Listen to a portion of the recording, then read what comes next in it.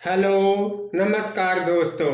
मैं आपका दोस्त गगन कौशिक आपका हमारे ज्योतिष आयुर्वेद चैनल में स्वागत करता हूं।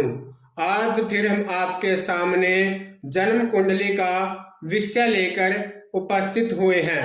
आज को जो हमारा विषय है, आपको जन्म कुंडली में हम 5 सूत्रों के बारे में बताएंगे। अगर आप जन्म कुंडली का फलादेश सीखना चाहते हैं तो आपको इन सूत्रों को सीखना होगा। इन सूत्रों को सीखकर आप किसी की भी जन्म कुंडली हाथ में लेकर उसकी समस्याएं बता सकते हैं और साथ में उस समस्या का क्या उपाय है और जन्म कुंडली में क्या फल है, क्या दोष है, ये भी बता सकते हैं। तो दोस्तों, आइए इन सूत्रों के बारे में चर्चा करते हैं। पहले सूत्र के बारे में बात करेंगे। ये जो आपके सामने जन्म कुंडली बनी हुई है मेष लग्न की, ये सिर्फ आपको समझाने के लिए बनाई गई है। किसी भी लग्न की कुंडली हो, ये सूत्र सभी पर निर्धारित होते हैं। तो बात करते हैं दोस्तों प्रथम सूत्र के बारे में। कहते हैं कि जन्म कुंडली में जो लग्न होता है, कोई भी लग्न हो, लग्न का स्वामी यदि द्वादश भाव के अंदर विराजमान हो, कहते हैं कि पहले भाव का स्वामी यदि 12वें भाव में विराजमान हो तो ऐसे जातक के शत्रु बहुत होते हैं। ऐसे जातक के ऊपर झूठे आरोप लग सकते हैं। ऐसा जातक के मन में आत्महत्या करने का भी विचार आता है। बात करते हैं दूसरे सूत्र के बारे में।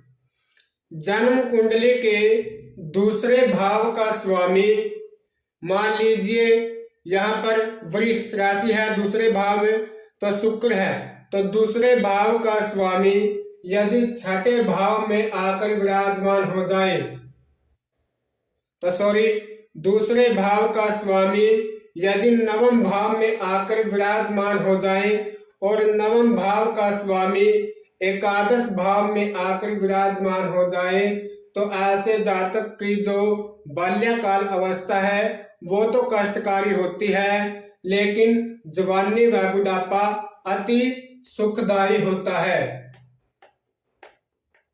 पुनः समझ लीजिए इस सूत्र को। कहते हैं कि शास्त्र कहता है कि दूसरे भाव का स्वामी यदि नवम भाव में विराजमान हो और नवम भाव का स्वामी एकादश भाव में विराजमान हो, तो ऐसे जातक का जो बाल्यकाल होता है वो कष्टकारी होता है, जवानी व बुढ़ापा सुखदायी होता है। बात करते हैं दोस्तों तीसरे सूत्र के बारे में। अष्टमेश, जो अष्टम भाव का स्वामी है, जन्म कुंडली में कहीं भी विराजमान हो और उसके ऊपर गुरु की दृष्टि हो कहीं से भी, तो ऐसे जातक की जो आयु होती है वो लंबी होती है। पुनः समझ लीजिए इस सूत्र को भी। जो अष्टम भाव का स्वामी होता है, जन्म कुंडली में कहीं पर भी विराजमान हो और उसके ऊपर बृहस्पति की दृष्टि डल रही हो, तो ऐसे जातक की आयु है जो लंबी होती है। बात करते हैं अगले सूत्र के बारे में। जन्म कुंडली में यदि एकादश भाव में शुक्र हो, जो जन्म कुंडली का 11वां भाव है, यदि इस भाव के अंदर शुक्र विराजमान हो, तो ऐसे जातक का जो भाग्य उदय है वो विवाह के बाद होता है और ऐसा जातक विवाह के बाद धनवान भी होता है, क्योंकि शुक्र है जो पत्नी का स्वरूप होता है। बात करते हैं अगले सूत्र के बारे में।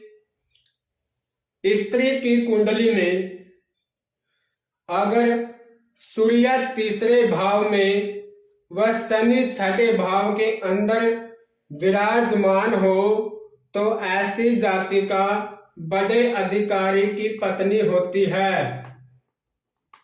पुनः समझ लीजिए इस उत्तर को भी।